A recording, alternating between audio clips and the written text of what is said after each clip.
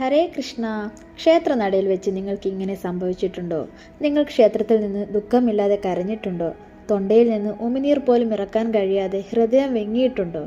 അങ്ങനെ ഉണ്ടായിട്ടുണ്ടെങ്കിൽ നിങ്ങളുടെ അനുഭവം ഒരു സാധാരണമല്ല, അത്യപൂർവമായ ഒരു ആത്മീയ സൗഭാഗ്യമാണിത്. ആ നിമിഷം കഴിഞ്ഞ് ഞാൻ എന്തിനാ കരഞ്ഞതെന്ന് ചിന്തിച്ചിട്ടുണ്ടോ? നിങ്ങൾ വിഗ്രഹത്തിന് മുന്നിൽ നിൽക്കുമ്പോൾ കണ്ണു നിറയുന്നതിൻ്റെ, ഹൃദയം വെങ്ങുന്നതിൻ്റെ ആത്മീയ രഹസ്യം പറയാം. നിങ്ങൾ ഭഗവാനോട് അല്ലെങ്കിൽ ഭഗവതിയോട് എത്രത്തോളം അടുപ്പം കാണിക്കുന്നുവോ അതിൻ്റെ ഇരട്ടി സ്നേഹത്തോടെ ഭഗവാൻ നിങ്ങളിലേക്ക് അടുക്കുന്നതിൻ്റെ അടയാളമാണ് ആ വിങ്ങൽ. ഭഗവാൻ നേരിട്ട് നമ്മുടെ ഹൃദയത്തെ സ്പർശിക്കുമ്പോൾ ആ ആനന്ദം താങ്ങാനാവാതെ നമ്മുടെ ആത്മാവ് പ്രതികരിക്കുന്നതാണ് ആ കണ്ണുനീർ.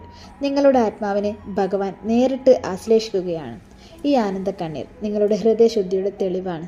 ഈ അനുഭവം ലഭിക്കാൻ നിഷ്കളങ്കമായ ഭക്തി മാത്രം മതി. നിങ്ങളിത് അനുഭവിച്ചിട്ടുണ്ടെങ്കിൽ കമൻ്റായി രേഖപ്പെടുത്താൻ മറക്കരുത്. ഈ അനുഭവം ലഭിച്ചവർ ദൈവാധീനം നഷ്ടപ്പെടുത്താതെ കൂടുതൽ ഭക്തിയോടെ മുന്നോട്ട് പോവുക.